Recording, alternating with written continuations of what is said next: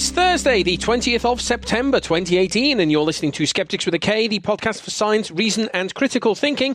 Skeptics with a K is a production of the Merseyside Skeptic Society, a non-profit organisation for the promotion of scientific skepticism on Merseyside, around the UK and internationally. I am your host, Mike Hall. With me today is Marsh. Hello. And Alice. Hello. So, I went to the Cat Cafe. The Cat Cafe. I went to a cat cafe in Japan.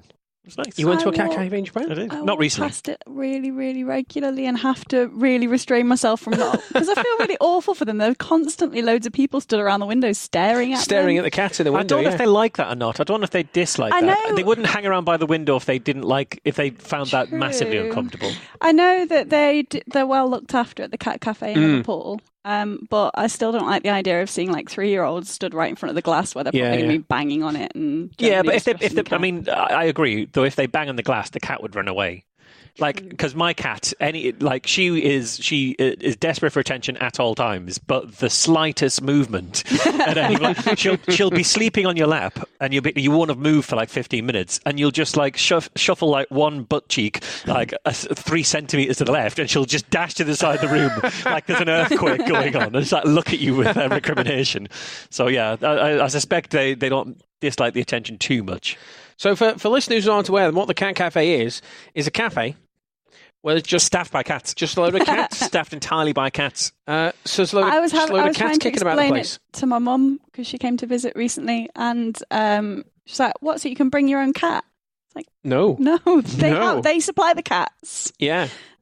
So there's just cats milling about the place. So They you're also sitting supply there- the coffee. They do. They do, yes. They Yeah. supply the cats as if you had to supply something else. So you bring the coffee. It's a weird cafe system. It's like an internet cafe, but kind it of is. backwards. Because the way an internet cafe worked is back before everyone had internet in their pocket with them all the time. Yeah. Or even at home for the most part.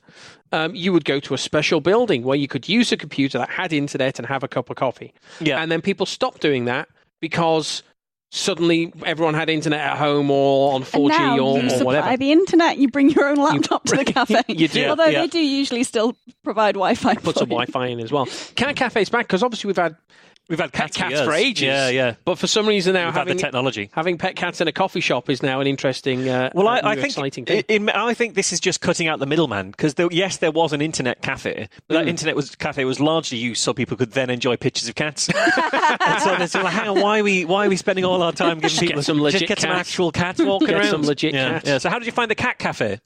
It is like a strip club. Right? So you go in and you have to agree to a load of rules. No and they touching. go, you don't touch the cats, you don't pick up the Hang cats. on, you don't touch the cats. I'll come to that. Okay. You don't touch the cats, you don't pick up the cats, you don't feed the cats, you definitely don't feed them human food, but you don't feed the cats. If the cat's asleep, you leave the cat alone. If the cat is interested, it will come to you. Gotcha. Is how that works. So if the cat comes over, you can hold your hand out and the cat can nuzzle and touch you, and then you're allowed to touch the cat. Gotcha. Okay. But you're not allowed to chase the cat, go and find a cat. You have to sit there and let cats come and sit on your lap, much as in a strip club.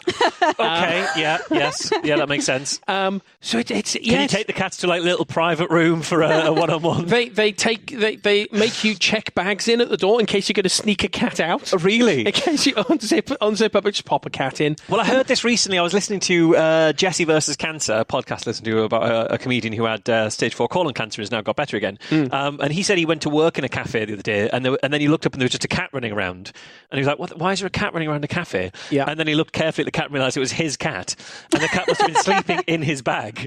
And so he was like, Sylvia. And then the cat came over and like snuzzled on his lap and fell asleep. And then he went home and she must have like, just been hiding his laptop bag. And as he was about to walk in, he thought, when I open the door, Sylvia's going to come out and I'm going to have kidnapped the cat.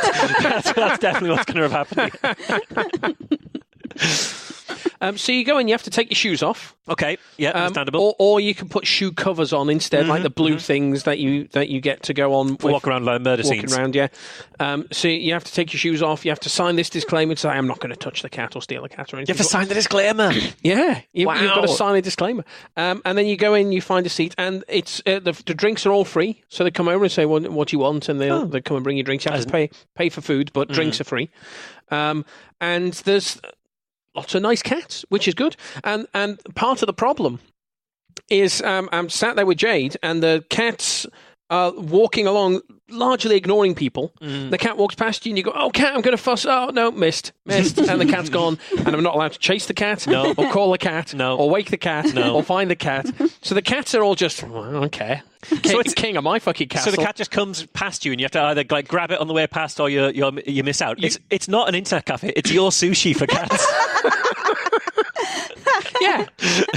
So I sat there for nearly an hour. I've got to wait for the ginger one to come back around again. Getting very little cat action for an hour until eventually I ordered a buttered tea cake. Turns out the trick in a cat cafe is to have food the cat wants. So I'm sitting there eating my tea cake and this... it was like a blue domestic short hair cat, you know, the ones that are kind of that bluey grey, big chubby face on them. Came over and was like, I want some fucking butter. You've got butter, I want fucking butter. He's straight up on my lap, he's got a paw on the thing. I'm going, fuck off, cat. For something on your mind, cat. This is my tea cake. They've got a sphinx cat, a hairless sphinx. Those are a bit strange. Cat with its weird ratty tail. I understand people who've got cat allergies and have one of those hairless ones for that reason, but I'm not sure about them otherwise. They're not gorgeous. They look like a testicle. They look like a scrotum wandering around, a scrotum with claws. Well, this bloke sitting there opposite me goes, that's a fucking ugly cat, that, isn't it? And his girlfriend goes, hey, he's a fucking lovely cat, what are you talking about? But the little sphinx cat's called Dobby after Harry Potter stuff. Okay. You see, that's quite good. And they've got a lot of those kind of Norwegian forest cats. Those are massive hairy ones. Yeah, they're huge, long hair, massive thing, but they've got a really kind temperament, and they deliberately choose breeds that have got a kind, sociable temperament. So they get along with the people and are not stressed out by other cats as well. Constant and get on with each other. But yeah, the huge cat, they're like a fucking bear, comes barreling down the fucking corridor. Whoa, Jesus Christ! There's one was jumping on people's shoulders. Dobby was climbing on a light fitting. There's some bloke as Dobby's climbing on a light fitting. Some bloke who's not staff, just a bloke stands up and goes, "Hey, get down, get down." So you're fucking cat, mate. Steady the fuck on. Because Dobby's sniffing a light bulb. He's going, hey, that's going to burn you. That I said, light bulbs haven't burned you in fucking 20 years. What are you talking about? Yeah, they do. Light bulbs don't get hot anymore. Yes, they do. Even the ones in my kitchen do. And you've got halogen ones. Yeah. You only have halogen ones in kitchens. I think all the light bulbs in my house will get warm enough to hurt your fingers. We replaced all our lights with LED bulbs ages ago. Yeah. LED bulbs. I've not got any LED ones, I don't think. The old energy-saving ones, the tube bulbs. I've got the energy-saving ones. Oh, not the fluorescent tubes. Those are horrible. The strip lighting. Yeah, but the ones where the tubes are kind of like wrapped around the coil. Oh, yeah. Are those cool to the touch? Yeah, they don't get hot. I didn't realise that. Well, I had a couple of those, but yeah. Yeah. But so the cat cafe was fun, though. It was good. You know, if you want to go somewhere where the drinks are free and you get to fuss with cats, you are welcome to come round my house and see me sometime. I have got a cat who'd be very happy to see you, and I will make you a cup of tea. I can't give you a buttered tea cake. I can't promise you that. Yeah. My cat's taken to, at the moment, she'll run into a room and then stop and look at me with a look of sort of like fear and preparation. And then if I move, she sprints away, a little bit away, and like hides around the corner. And I have to come and like find her, like a game of hide and seek. And the second I get close to her, she'll go and hide somewhere else. And we just migrate around the house with me, like trying to saunter up to her. Because if I saunter slowly, she's waiting for the sudden movement. And then the second I make a quick sudden movement towards her, that's her cue to run and go and hide somewhere else. So she's all the time. And she did it the other day when I was closing the living room blinds. And often you close the living room blinds, she likes a little noise, she comes sprinting in, she gets up behind the blind, she squishes her face between the blinds and the window and squeezes back through and has a good look out at the world. And she did that while I was still stood there with the blinds. So she came sprinting in from the kitchen, sprinted into the living room, saw me there, went, fucking hell! Sprinted in a full tight turning circle in the living room and sprinted back out again without stopping. Up around the walls. Yeah, it really was. Actually, she didn't make it all the way out. She jumped on the little footstool we've got, which was by the wall, and just like basically hit the wall, but like stopped just in time that her face didn't fully hit the wall. It was sort of like, whoa! Kind of, it was pretty good.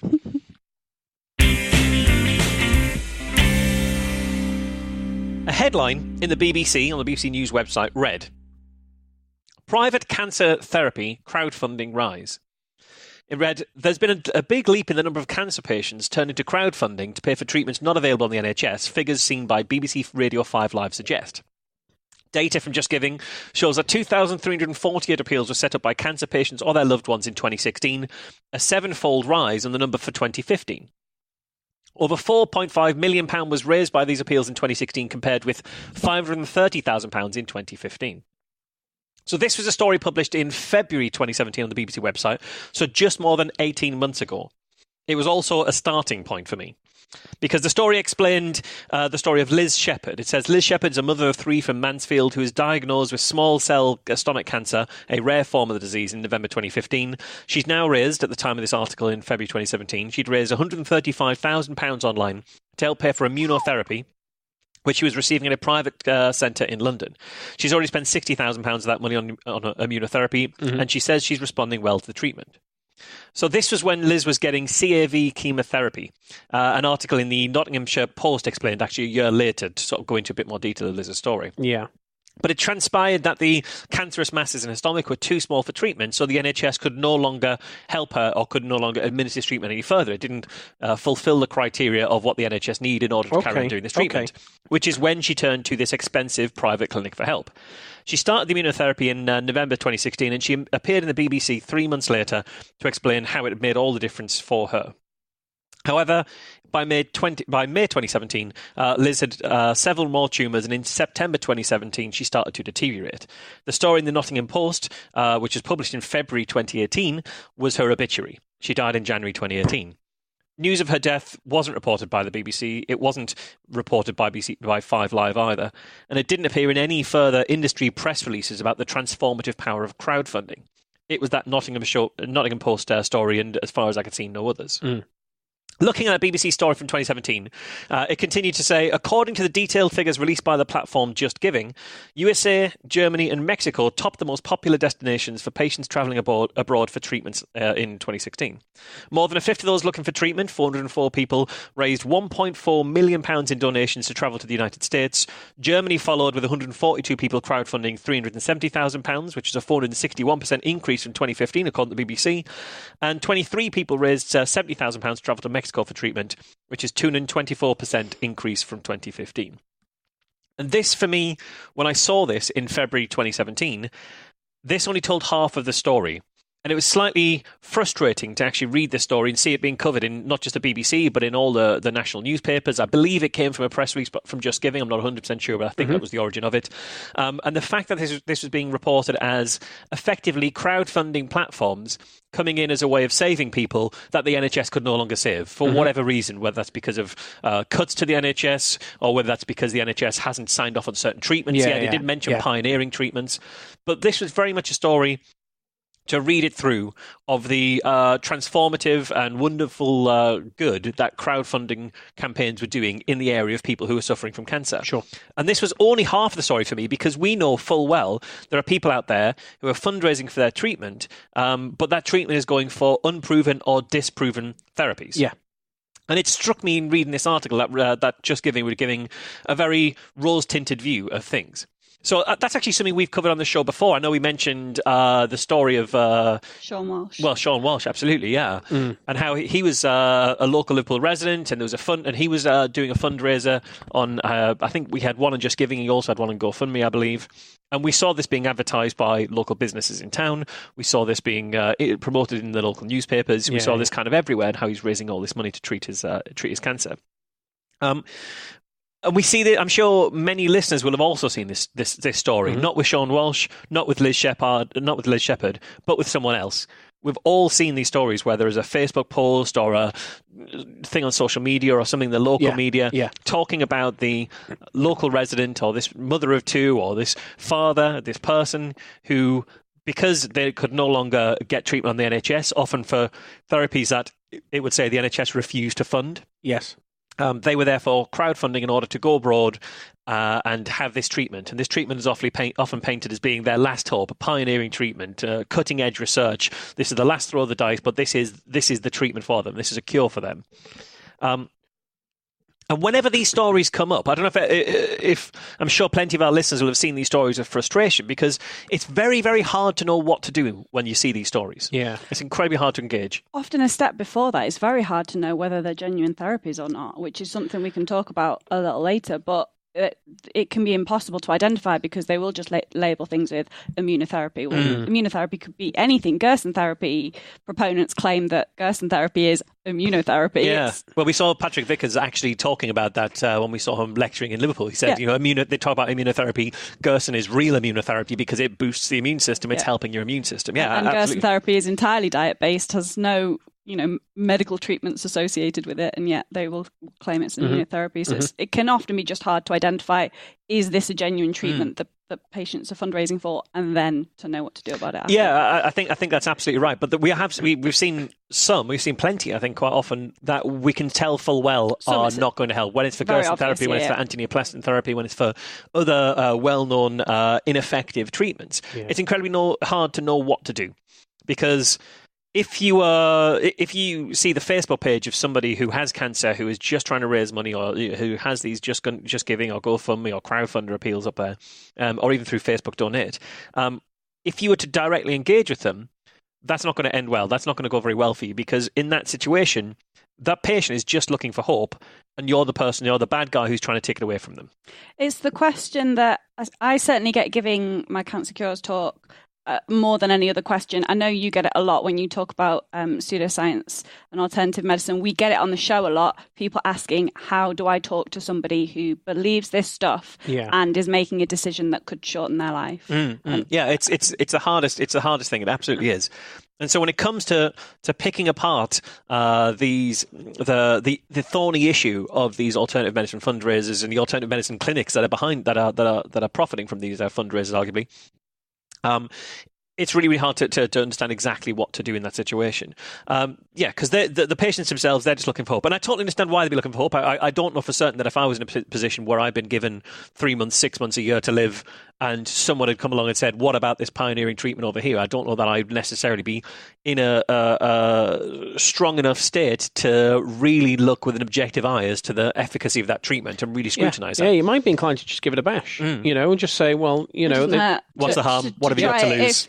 If you are, because the patients who are fundraising are kind of two categories. They're either patients who are choosing not to take conventional medicine forwards, or they're patients who have reached the end of what conventional medicine can do for them. And if you're at that stage, you might just roll the dice and give it a try. Why not? You're not really losing anything apart from the money and the time that you spend on that treatment. Yeah, exactly. And when it comes to something like Gerson therapy, the last 6 months of your life, to be spending that taking 13 fruit juices a day and 6 enemas a day and countless supplements it does actually have an awful lot of harm, but in that moment it can feel like it doesn't. And expressing that to patients is almost impossible. So you can't start picking at the patient in particular. You can't start looking at the patient. So if we want to try and spread skepticism about this issue, spread critical thinking about this issue, and try to tackle this issue, where do we look next? Well, should we start looking at the people who are raising money for these people, the people who are doing the Great North Run or charity runs in aid of these cancer appeals, the people who are putting on charity events and are doing charity things? And I think you can't have a go at those people either, because they're just trying to help. They see this story, whether it's on Facebook, whether it's in the media, of this person who badly needs help, and the fact that they are willing to put their time and their effort and their hand in their pocket to help these people, I think is entirely commendable. It's just unfortunate that the thing that they're doing is not going to help that person, is going to lead them into a much more damaging place. But you can't start criticising. If you want to be effective, it's not effective to start criticising the people who put their hand in their pocket. And of course, they might also be family or friends of the person raising those funds and feel entirely helpless by the entire situation and feel like that gives them something that they can contribute. Yeah, it's a sense of empowerment in that moment. So I can understand that.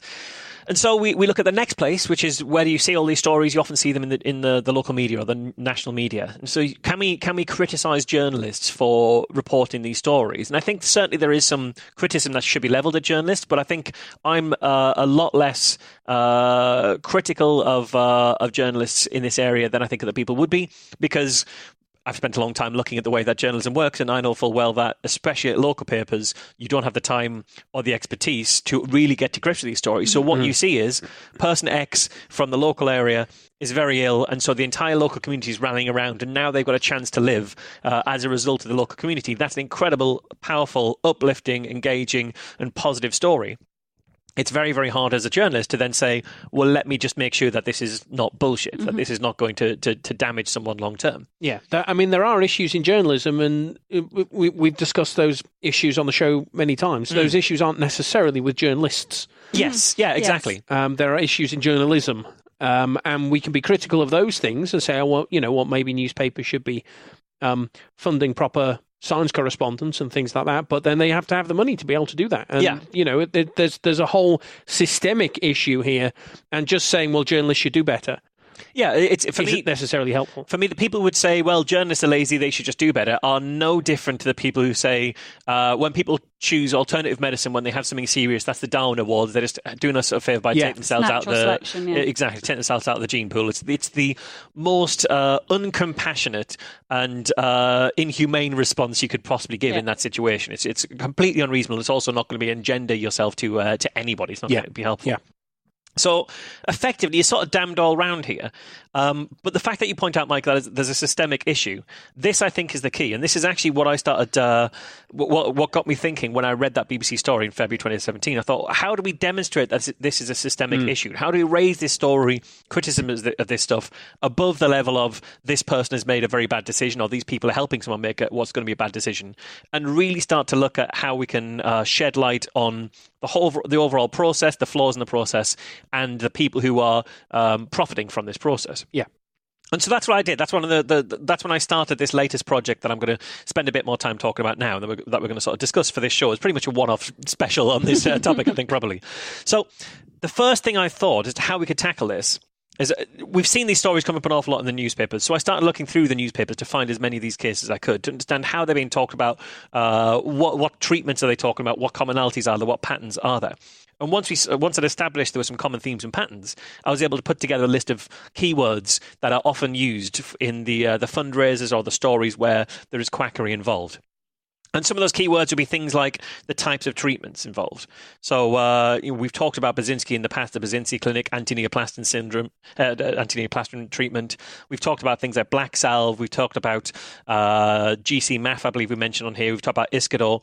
These are all types of treatments that people turn to that when they are looking for an alternative treatment for cancer. Yep. So I thought if there are people fundraising alternative treatment for cancer, I can use those keywords to identify those appeals and just put those into Just Giving, into GoFundMe, into UCaring, into crowdfunding, into every single one of these I could, and see if I find as many of these links as possible, understand just how big a problem this actually is. And so I spent about a year or more pouring through thousands of appeal pages in all of those platforms. Solid? Sorry? Solid? Just a year solid, without sleep, without no sleep, no eating. On and off for a year. But this has been a project I've been working on and off for a year. And some of the things I was looking for, I wanted to see where the appeals were. I wanted to see how much money has been raised, when the appeals were started, whether the appeal is still open or whether it's closed. We know whether it's still likely to sort of grow in the future. And then in particular, what treatments are people seeking, and what clinics are they going to see if we can understand how many people actually out there are funding their cancer treatments this way. And these are just the ones who are crowdfunding. These aren't the ones who are getting money through other things, who are taking out loans, who are remortgaging their house. This is the tip of the iceberg, but at least it's a bit we can see. And indeed, it's only those people who are crowdfunding online. Yes, it doesn't include people who are doing, fundraisers and church fetes and those kind of fundraisers as well. Yeah, these are just the ones that were subject to a Google search, essentially, subject to a modified Google search.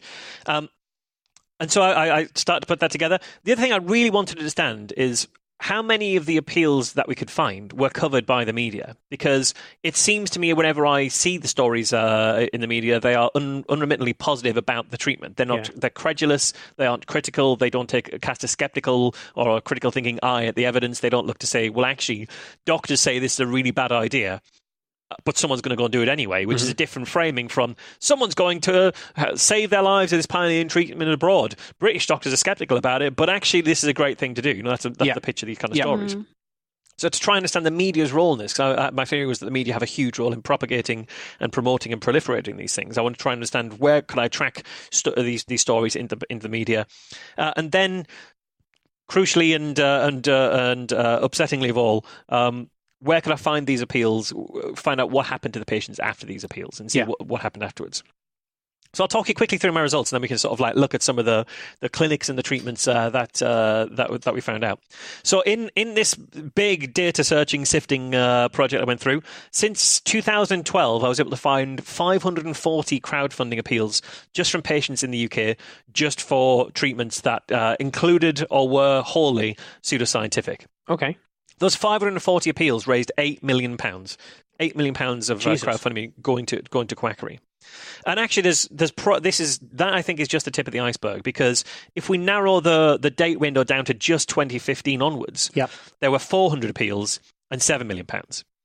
Okay. So I think what's actually happening here is that prior to 2015, there likely to have been even more of them, but they just weren't available. Pulled from the website. And so what I found was appeals that I found at the start of the project, when I went back and checked them, some of the links didn't work and they'd been removed from the site because they've been closed out. So if we want a robust figure, then certainly in the last 3 years, £7 million, 400 fundraisers is pretty solid. One of the most surprising things, I know that the BBC mentioned that, that the USA is the most popular, followed by Germany, followed by Mexico. That was the BBC in 2017. What I found was, of the £8 million that I tracked in all 540, the full 540 data set, £5 million was going to Germany. So it isn't that the USA was so big. Remember, in the BBC's original figures, they only found £368,000 going to Germany across 142 people. Well, actually, it was £5 million that I could see going to Germany, 4.7 million of which was going to one single clinic in Germany. More than half of all crowdfunded money for alternative cancer treatment was going to one clinic in Germany. Blimey. And that was the Hallvan Clinic, which was made famous and hit the headlines in many stories, but in particular the story of Leah Bracknell, the actress who played Zoe Tate in Emmerdale, who then announced that she was crowdfunding to treat her cancer. Yes, that she was on sounds This familiar. Morning and various other things. She was going to the Hallvan Clinic. This is a clinic that we've come across a few times and we've kind of alluded to a few times on the show. We've never done an in-depth discussion on it because it's very complicated to get to grips with the clinic. Well, I mean, obviously you're the cancer expert here, so why would you say it's complicated? It's the Hallvan Clinic are particularly complicated because of the types of treatments and the way that the website is set up and pitched. So they clearly do offer a range of alternative therapies, but they complement that with what they claim is traditional therapies. They have all their clinicians are medically qualified clinicians, and they have very detailed explanations of lots of conventional treatments that are maybe early stage conventional treatments, early stage immunotherapies. Early stage in the sense that we're just at the moment figuring them out. It's that rather than like early stage in the sense of for early stage cancer. Correct. Early stages in the sense that they may not be approved in the UK yet because we still don't fully understand the usefulness that they actually have for patients. We don't have any information on how they select patients for those different types of treatments. And when it comes to immunotherapy, often it requires on very, very specific characteristics of that individual patient's tumour. And if you can't be sure that the clinic, a clinic can give every patient that particular type of immunotherapy, but it's only going to work in 1% of patients, we can't be sure that they're actually testing all the patients to prove that they are going to benefit from this treatment, or whether it's a waste because they don't actually express the particular molecule on their cancer that they need for this treatment to work. And that's the conventional treatments that they do. And that's the conventional ones, exactly. And then they do also have plenty of alternative therapies that they offer. And so of those alternative therapies, so I know that a lot of things that they offer include herbal medicines, supplements, intravenous nutrition, intravenous vitamin C, PD-L1 vaccine. Is that a legitimate thing? That's one of the examples of immunotherapies that's actually really interesting. That's going to be something that is going to get approved, either is recently approved or will get approved in the next few years, because the clinical studies on PD-L1 vaccination are really, really interesting. Okay.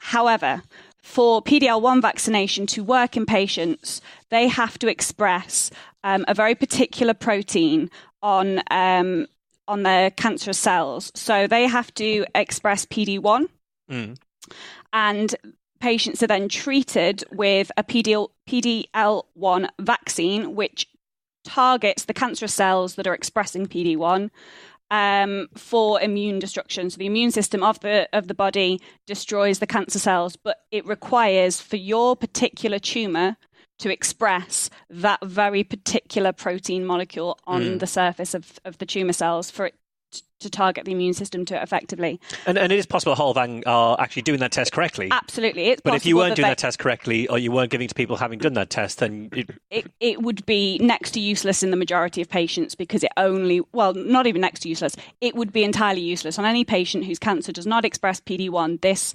treatment is not going to work. And if you're not testing your patients for that, then you're sending them down a very expensive route of something that isn't going to help them in any way. And so that's one of the parts where it starts to get a little bit unsure. Other treatments they did were a lot clearer. So they talk about, like, say, intravenous vitamin C, melatonin rather.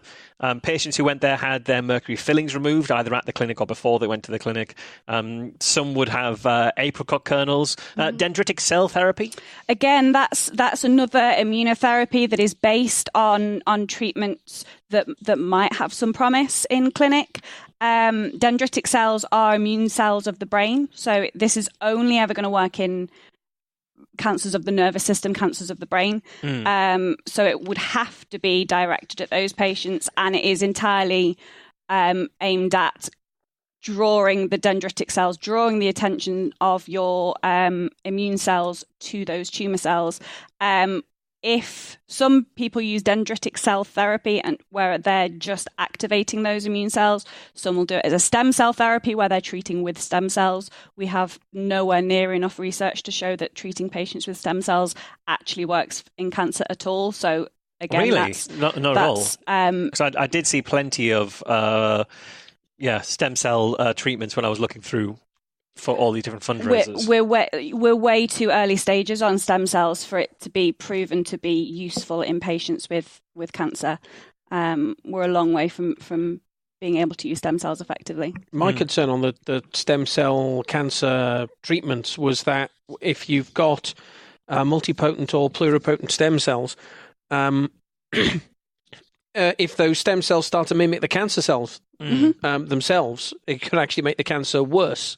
Which I think happened at some point. I remember seeing a story that actually happening is that people who were injected with stem cells actually did develop cancer, injected with stem cells by a alternative cancer healer.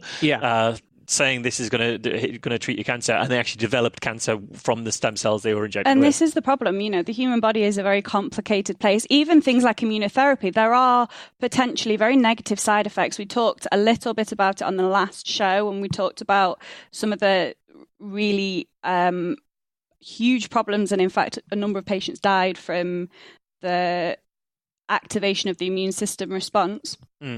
But it can also cause problems with autoimmune disorders where you're activating your immune system to target your cancer cells, which are derived from your own normal healthy cells originally. And so you're now priming your immune system to attack the rest of your body. It's not something you want to be playing around with if you're not an expert in that area, because it's actually potentially very dangerous. Same with growth factor treatments. You treat patients with a load of growth factors and you get it wrong. Growth factors lead to cell growth, can lead to tumors.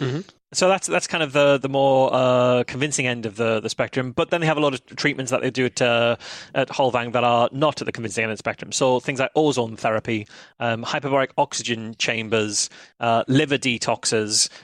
You looked at the evidence behind these, Alice. What's your sort of verdict on some of those? There's so many things that are claimed by, and not just the Holvang clinic, clinics all over the world. Ozone therapy and oxygen hyperbaric therapy are both based on a belief that increasing oxygen supply to the tissue is going to treat your cancer. So they think that the fact that most tumors are hypoxic, they have a reduced oxygen level, means that they have an aversion to oxygen, which is not the case. The lack of oxygen in a tumor comes from two different things. One, because tumor cells metabolize energy in a slightly different way, which means they generate this hypoxic environment themselves. And two, they've not got a good enough blood supply to actually turn over and bring fresh oxygen to the area. But that's actually detrimental to the cancer. The cancer actually wants to grow blood vessels to bring oxygen and nutrients and things into the tumour, because otherwise it's going to get necrotic and it's going to die. It's the same logic as the cancer. Sugar causes cancer. Absolutely. Or sugar feeds your cancer. If you stop eating sugar, then your cancer will go. It's the same logic, but in reverse, isn't it? Just because cancer cells live in a certain environment or metabolize energy in a certain way and have a particular reliance on sugar for their energy does not mean that changing that environment is going to kill the cancer. It doesn't mean that they can't survive in that environment. So pumping your body with oxygen or changing the pressure of the oxygen year round. Ozone therapy, they think that you can have extra oxygen by having O3 instead of O2, breathing O3 instead of O2. Yeah. That's how that works. And hyperbaric chambers, that, the idea is bring in more oxygen and your cancer's going to go, oh shit, I don't like oxygen. Yeah. So not to take this to too basic a level, but the O3 rather than O2, the reason that would be completely useless would be... You've got 3 molecules of oxygen versus 2 molecules of oxygen, but your body still uses oxygen in the way that it needs oxygen. And it's...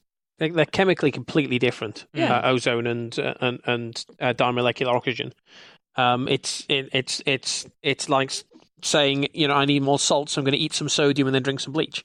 Right. Gotcha. Yes, on paper it looks like it's chemically the same thing, but ozone and oxygen are chemically very different. And your body knows how to use what. Your the body chemical can work with reactions are dimolecular reliant oxygen, on the chemicals that are available to you. So that's some of the treatments that we saw at Hallvang, and so, not just Hallvang, but plenty of the other clinics too. Looking at the media coverage of some of the ones that I found, so I identified 223 of the 540 appeals that had positive coverage in the local and national media. Now, for that, just to be really clear, that doesn't mean that there were only 223 of those appeals that were covered, and it doesn't mean they were only covered in 223 articles. It's very plausible that there's coverage that I couldn't find because the appeal. It's really hard to find papers in local media from a few years ago. And not only that, some of the appeals don't necessarily give you the patient's full name, or the patient's name might be a very common name, and it's not quite easy to see where the patient's from. So tying it into an exact story is quite difficult. Yeah, identifying. I went through some of after you'd compiled the list and done an enormous amount of work on it. I went through some of them to try and find extra information when I had some spare time, and it can be impossible to even pinpoint the name, as you say, the surname of the patient sometimes, because they will use their first name, or they will call them Auntie Irma, or will never refer to them by name, and it's very difficult to then do any kind of searching to figure out who these patients are and whether they've been covered in the media. Yeah. So assuming that the number that I've got is the lower end of the spectrum might go in the lower end of the scale, rather the scale might go up a little bit higher. But let's assume that my lower end is the number. That means half of the cancer appeals for alternative medicine gained positive coverage in the local and national media. And this kind of leads on to the next bit, really, because more than 140 of the patients I identified in all these fundraisers had passed away by July the 1st. Now, it might well be that some of those patients were already very, very ill, and they knew that this was just a way of buying them an extra 3 months. But lots of the ways that I saw this being talked about in the appeals wasn't, we need to buy someone an extra 3 months. It was, this is the treatment for them. This is going to treat them, cure them. This is the only way that they'll get better. It's their only hope. So by July this year, which is when my data runs up to, 140 of them had passed away. Of the 223 that were covered by the media, 97 had died. And that's, again, the lower end of the scale, because it's incredibly difficult to find out when someone who's been involved in one of these cancer fundraisers has died, because they don't necessarily say on the appeal pages. Sometimes you have to find on Facebook. Sometimes you found on obituaries websites. Sometimes there was a local news story. So I was only able to definitively track 97 of them, which is half of the media coverage and a quarter of all these stories altogether out of this. But again, that is just to reiterate, that is so hard to actually find that information, because when your family member loses their life, you don't update the fundraising websites. You're not thinking about getting that message out there. You deal with that situation, and it's impossible to find that information. Yeah, no, exactly. And looking at the fundraisers that I saw going to Holvang, of the 206 that I tracked going to Holvang, I looked to see how many of those had subsequently passed away, and the number was 71 of 206. Mm-hmm. So half, as far as I can tell, of half of the patients that I found going to Holvang definitively have passed away. Mm-hmm. And I don't know which ones other than that have passed away, but it's going to be more than that number. So it's also important to say that the number of patients passing away who have raised funds through crowdfunding website is likely to skew higher anyway, because they are more likely to have more severe forms of cancer or to have tried conventional therapy for a longer period of time before they turn to raising funds. That's true. So that's certainly part of it, but... That is true, although I do also wonder how many patients actually go to Holvang. In the sense that I haven't seen what Holvang's total capacity is. I'm fascinated by Holvang, and I think there's a lot of information that they have that would be very important information to be shared publicly. Because I know that one of the things that Holvang have said in response to some of this kind of investigation is that the money that's spent there isn't just for specific treatments, but is also for the facilities and for a very high level of private care, sort of one nurse between two patients. But I don't know if that's the level of care that they have. I don't know how many people actually work there and therefore what their maximum capacity is. But if we're finding 200 over the course of a few years... Incredibly private. Like, I've tried to look before to find out any additional information, even about whether, who runs the clinic, and it's impenetrable information. It's impossible to find out anything about the clinic.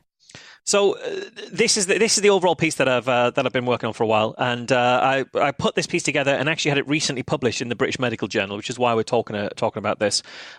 It's worth pointing out a few of the limitations, because there are some limitations to this study, and I think that's kind of good scientific practice, I hear, to critique the limitations of your study.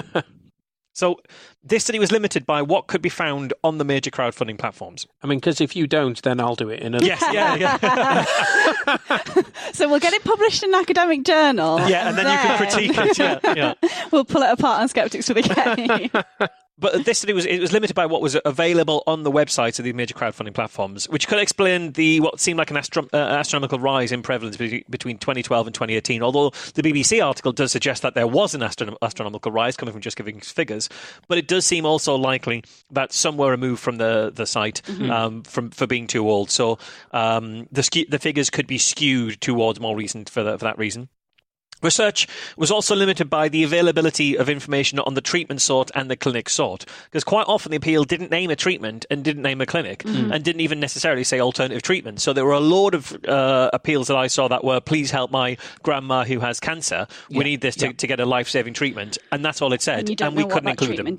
Yeah, there was no way of finding out any more about that, so we couldn't include them in the figures. So those aren't even included. So that's one limitation. It's likely to be bigger for that reason. And these figures, it only reflects the amount of money going to these treatments that was raised on fundraising sites, as we say. But I've seen plenty of the appeals as I was looking through where people said, we've already mortgaged our house. We've already sold X. So they're already sourcing money elsewhere. And this is one of the big critiques of these appeals and this type of treatment, is that there are case studies of people I think there's one in the BBC who was talking about his partner was given 3 months to live. They raised a lot of money. They remortgaged their house. She went away to, in that case, it was the Holvang Clinic. She died exactly within the 3 months that the period that the doctors would have given her originally. Yeah. But not only was there the last months of her life and the last months of their relationship spent in a foreign country throwing everything at a treatment that couldn't necessarily work, but at the end of it, they were left with tens of thousands of pounds worth of debt because they had remortgaged their house. Yes. And that's kind of where one of the harm things is. So I think the amount of money actually going to ineffective or dubious or unproven cancer treatments altogether is much higher than this. This is just what I can track. So that £8 million is just what I was able to track. And also, let's just point out that when you've compiled this data, you've been very strict. You have only included anything that is alternative medicine.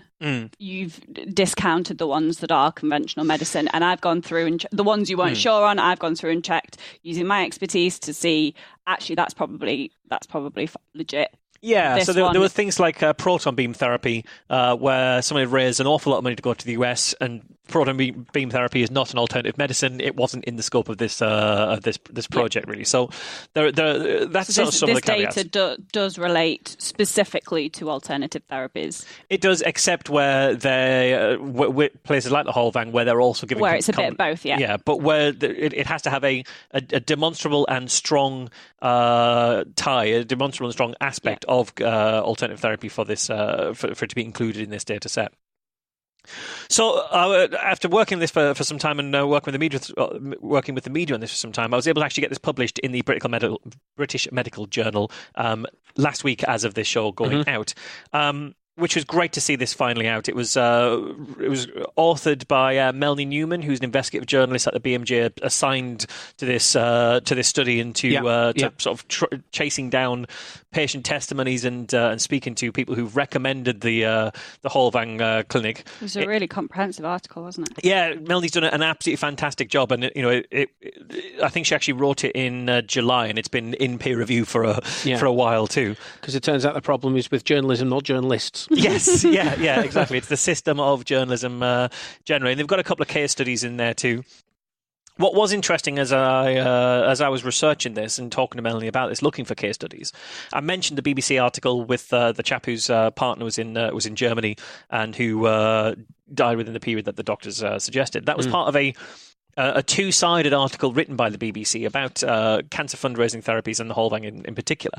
So they were in the this was a waste of my time and money camp. There was another patient who said this was the greatest thing she'd done. She was so glad she was able to do this. She took control of her life and she's feeling much more positive and she's feeling much, much better about it. She was the pro side of doing this, and actually looked up and she died 3 months after that article was published herself as well. So even the pro doing this side of the argument is unfortunately littered with people who haven't survived.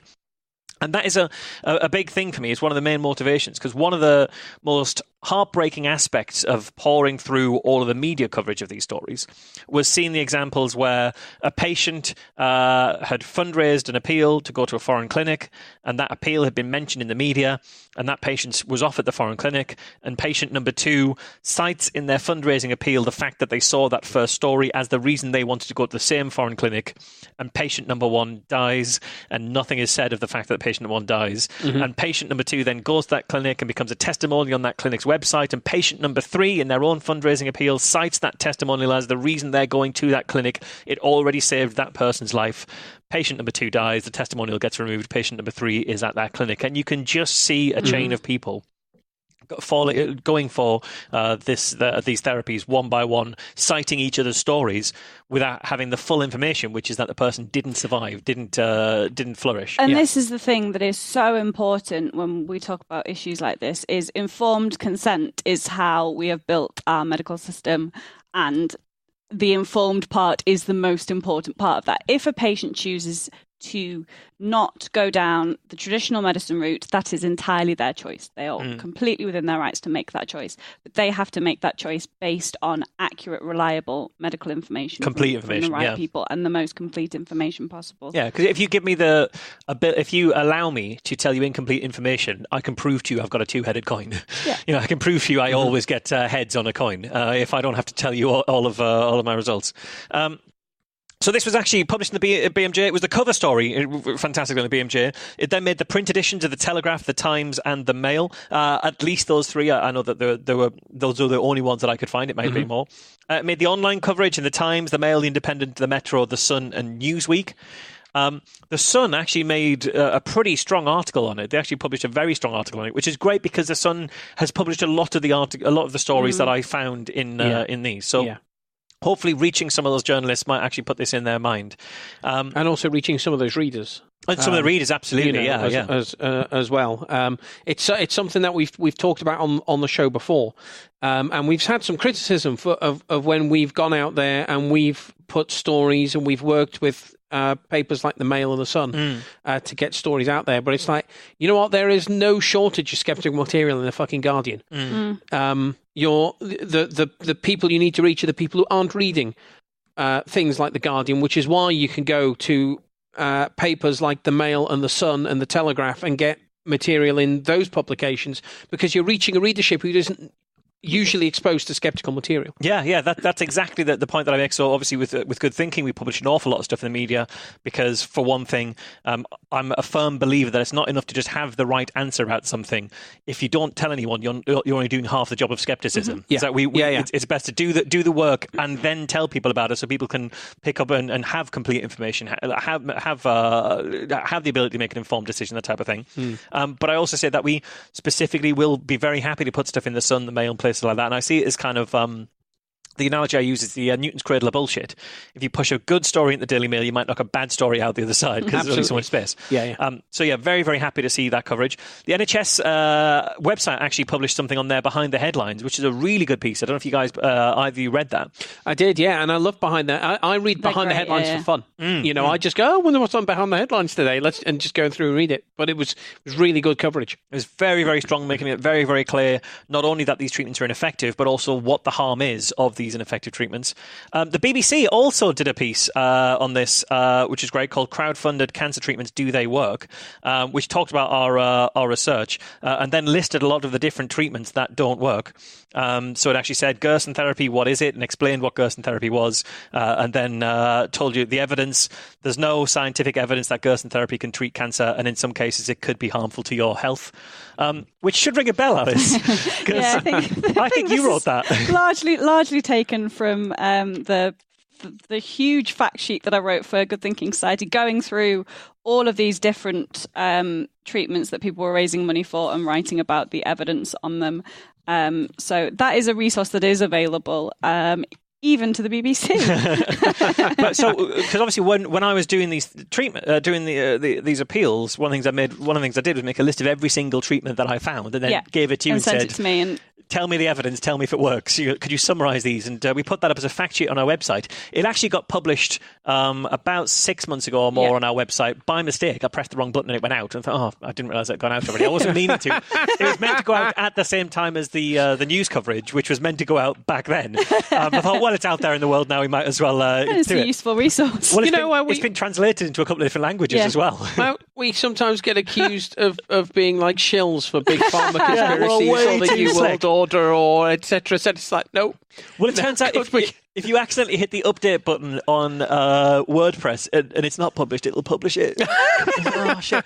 I also did that with the story for the Good Thinking site about this BMJ coverage ahead of the press embargo because I pressed the wrong button, and I got a call from Simon saying, "Did you mean to publish that?" No, fuck. It was your fucking press embargo. It wasn't. It was BMJ's. Oh, was it? Yeah. I didn't send the press release out. That was BMJ. So yeah, that was a bit funny.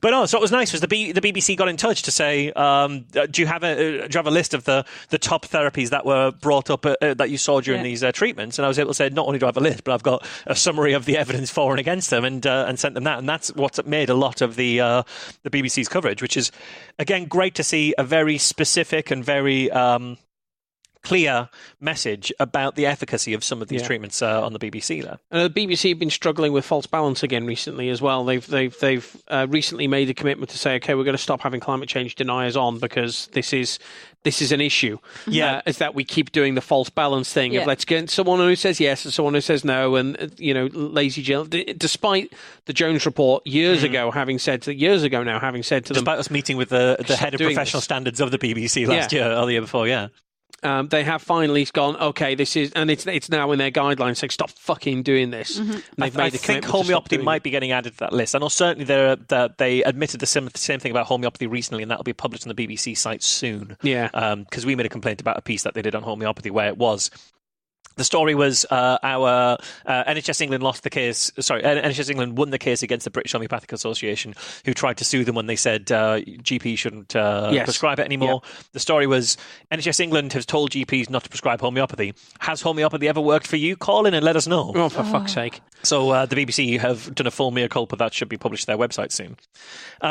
I wrote a piece for the New Scientist explaining the media's role in this and how the media need to be more responsible about this, and that's actually going to be in the print issue of the New Scientist in the upcoming issue, so it might actually be out by the time this show comes out. And then what was quite a nice touch, the Press Association put out the BMJ's press release. which means that local newspapers that troll the Press Association for stories to publish picked it up. And this story was published in 129 local newspapers as well. Good. All with identical wording, identical headline. And it was many of the newspapers that published these stories in the first place. So it's nice to have those. Reaching the that problem is, I'm not sure most journalists read the papers that they write for. No, that's true. We definitely saw when we wrote a letter to the Echo about their coverage of Sean Walsh's case, they still report all sorts of local cancer fundraisers. In fact, they did the following week after our letter They did, was that's right, yeah. So, well, one of the things I'm going to be doing is writing to editors and journalists who've covered these stories in the past to sort of flag up this study, flag up this research and the conclusions, and also point to a few tips or guidelines around how to avoid effectively providing advertising. Because that's what the key here for me is that the media, they are, by uncritically reporting these patient stories, they are giving advertising to a clinic that would not be allowed to say those things themselves in their advertising because it would be in violation of the 1939 Cancer Act. It would be against the law.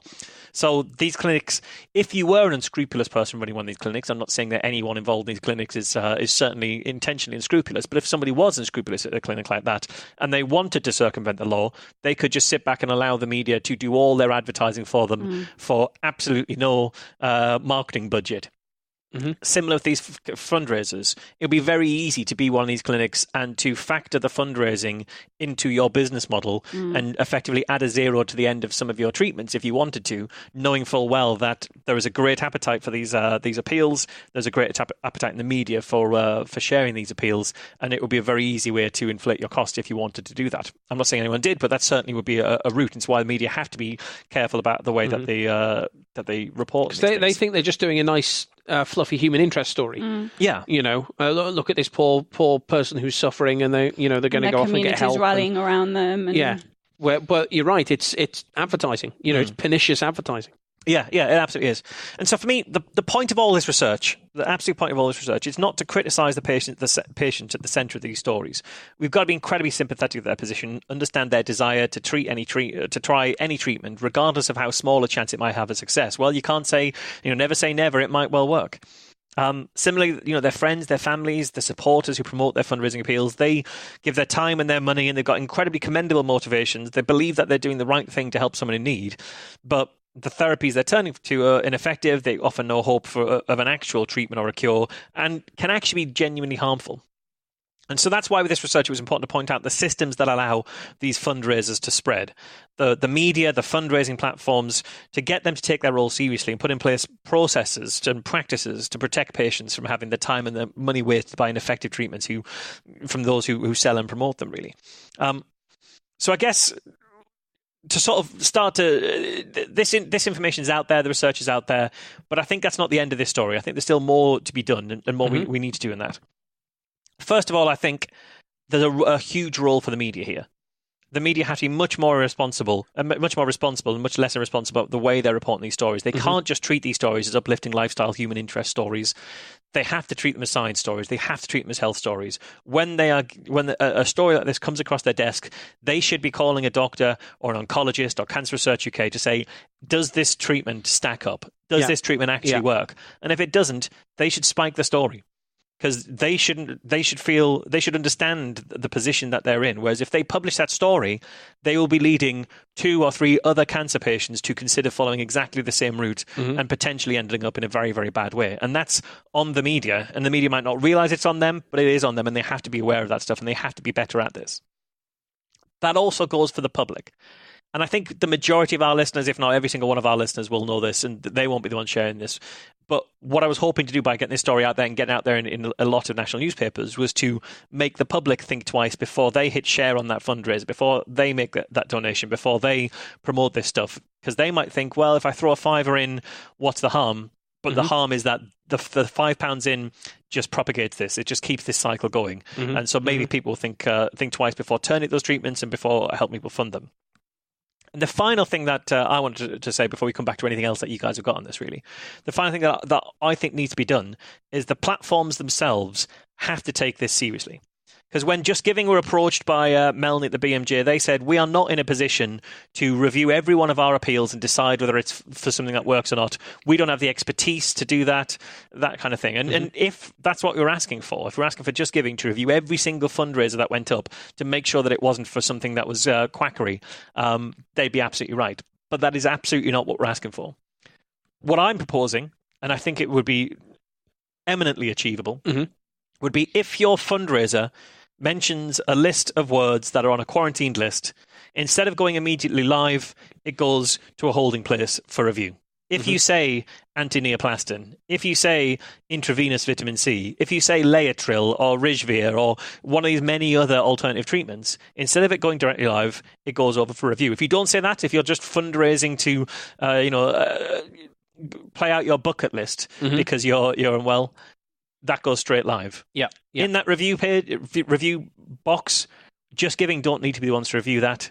They could very easily partner with a charity or an academic institution or a skeptical group or a cancer researcher, an independent cancer researcher. Hell, they've got enough money to set a little bit of money aside. For 5-10 grand a year, there'll be a charity willing to be that watchdog to understand and to review those things, and that's all it would take. We're not talking that many. I found 500 fundraisers. Well, let's say I found 400 fundraisers in the last 3 years.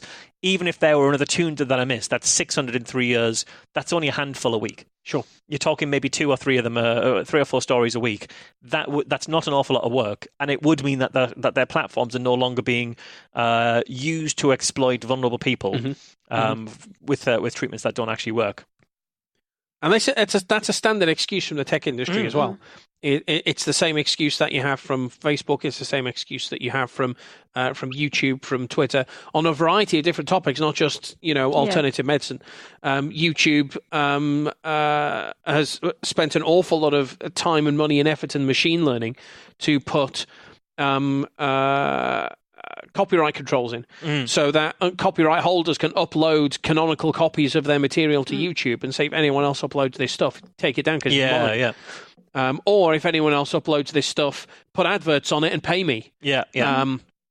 And YouTube has spent a fortune doing that because they were forced into doing that by regulators. Initially, they said, well, it's not our fault. If someone uploads something illegal, you flag it and we'll take it down. Yes, but we're not checking everything. So it's the way software people think about the problem is we'll publish everything by default and then flag it if there is a problem later. It's not just because practical. You don't have the expertise does not mean you are not responsible for that. If you're in that field and you are publishing fundraisers that will be used for advertising, you're responsible for that. And also, it's not just find somebody who's got the expertise and you employ them. Well, I think it's not just about the expertise. I think it's about the will and the motivation. Yeah. And so, at the bottom line on this, Just Giving I think either Just Giving or GoFundMe. I think it's Just Giving. Make a percentage on every pound donated. They take a cut of these. So if they're turning down £8 million worth of fundraisers, that is directly money out of their pocket going away. Yeah. That might not be, I'm not saying that's their motivation to not do it, but it does disincentivize. Yeah. It's not that there is if you can't see a strong incentive to put these controls in place and you have that incentive not to, then I can certainly see how that would work. And it's very easy to stand back and say, this isn't on me, that would be impossible to do. It wouldn't be impossible to do because exactly how Google AdWords works. Yeah. If you take out Google AdWords, if you mention something that looks like a medical claim, it gets quarantined and it gets reviewed. And if there's no evidence behind it, it doesn't go up as an AdWord. So it's eminently achievable for these tech platforms. But this is also why the work you've done here is so important, because it draws attention to the responsibility that they have and it gives an additional motivation for them to do better, because up until that point they can say, well, we didn't know. Yeah. But now they know. Yeah, they can't deny that they know. And it's shifting the focus from where it's been, and where it's been has been on the individual patients and the individual journalists. And you see people on Twitter who one of these stories comes up and they will tweet directly at the journalist saying, you are a dangerous person who's endangering the lives of your readers, or they'll tweet at the newspaper, very aggressively shouting at the newspaper, that's going to achieve absolutely fuck all. Absolutely fuck all. But instead, by shifting this onto the systemic issue of the way that the media is being used, whether knowingly or unknowingly as an advertising tool, and the clinics in particular involved, and the treatments involved, and the fundraising platforms, maybe this can actually have an effect. So we are far from done this, and there's lots more things that I'm planning to do as a follow-up. But just to finish, if you can permit me to be self-serving for a moment here, this investigation, I think, has taken something like 200 or 250 hours or so over the last 18 months to wade through data, find corroborating links and information, to wade through obituaries, and to deal with sort of reading page after page, thousands of incredibly awful stories of people, and then to approach the media and successfully land the story and to get this in all those different newspapers. The only reason I'm able to do that is because do that kind of investigative work is that doing that is my full-time job. If you do think that job is worth something, please go over to goodthinkingsociety.org/donate and see how you can support more work like this in the future. So, Liverpool Skeptics in the Pub is tonight at the Casa on Hope Street. We have James Crossland, the historian, who's going to be coming down to talk to us about fake news and propaganda. And isn't it a newfangled thing, or is it something that we've been doing for, a terrific number of years? I'm so excited for James's talk, and I can't fully convey to people why I'm so excited. Because not only is it a great topic, he's very knowledgeable, he's a complete expert on it and is very good, but he's also a great presenter. Like, he's really he's just a great guy. He did a little mini talk for us earlier this year, wasn't he? And we all sat there in the audience went, this is really good. We should have a full talk on this guy. Also, it's awesome. A talk for a skeptical group where we are controversially anti-Nazi. What? A Nazi talk at a skeptics group, and we're against the Nazis. It's a disgrace. Throwback. So, as I say, that is tonight in the Casa on Hope Street from 7:30 p.m. Also, there's QED. We can talk about QED. So, yes, lots of announcements and things at QED. We've announced 2 new speakers for the main stage. So we've got, initially, we've got Dr. Claire Benson, who is a fire and explosions scientist. And I love the idea. That's not a bad sort of scientist to be, is it? I like that her name's Benson, and she does very fire. Close to Bunsen. It's very close it's to very Bunsen. close to she is the Benson burner. And she's never heard that before. No, that'd be the first time, especially having done several decades of science. She works as part of the Explosion and Fire Research Group at London South Bank University. And she's going to be coming to present on the main stage at QED. We also have Heather Ellis, Dr. Heather Ellis, who is a historian. An historian. Yep. Focusing on the history of science and the history of ideas. So both of those people are going to be speaking on the main stage at QED. We have also announced a couple of panels as well. We have. So we've got the Scrutinising Social Media panel, which is a panel that you're running, Marsh. I am running that. That is going to be interesting. So the idea I've got with that panel is... social media has obviously been an enormously useful tool for science communication, but it's also been an enormously useful tool for bullshit communication. And it hasn't been the greatest tool for showing the skeptical community in a great light all the time. So it's kind of looking at where things are being done right, where things have been done wrong. What are we shining a light on that's good? What are we letting fester in the darkness, either in terms of pseudoscience or in terms of parts of the skeptical community that are not doing grand in the darkness? So that's with I'm going to be hosting it, and we're going to have Eli Bosnick, Pixie Turner, and Jonathan Jarry on there. Which is going to be fantastic. We've also announced a panel on podcasting. We're quite podcast heavy at QED. We've got an entire podcast track. Yeah. We're now having a panel session on podcasting as well as having podcast on a main stage. That is true. I don't know what it is about us and podcasting. For some reason, we seem to think it's a good idea. So the podcasting panel is called Podcasting, Entertainment, Outreach, or Activism, which is looking at, it's a panel hosted by Andy Wilson, and that's going to be looking at whether podcasts are just breeding echo chambers, or whether they actually, are they outreach? Can podcasts actually achieve something? Can they get something done? Or is it just preaching to the choir?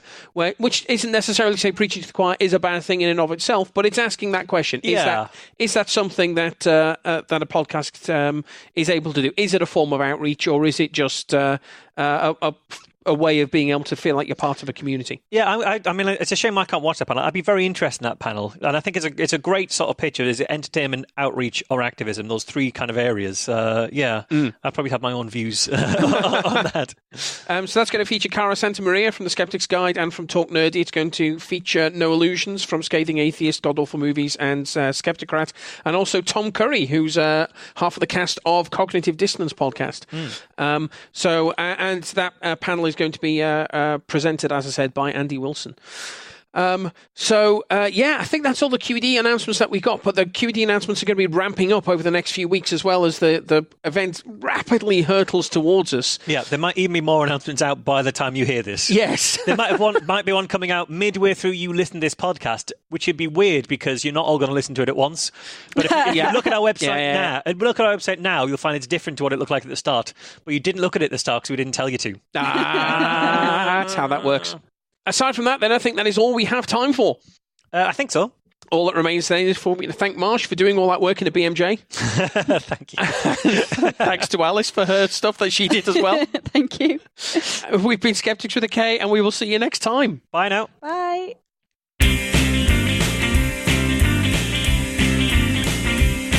Skeptics with a K is a production of the Merseyside Skeptics Society. For more information, visit our website www.merseysideskeptics.org.uk or email podcast@merseysideskeptics.org.uk.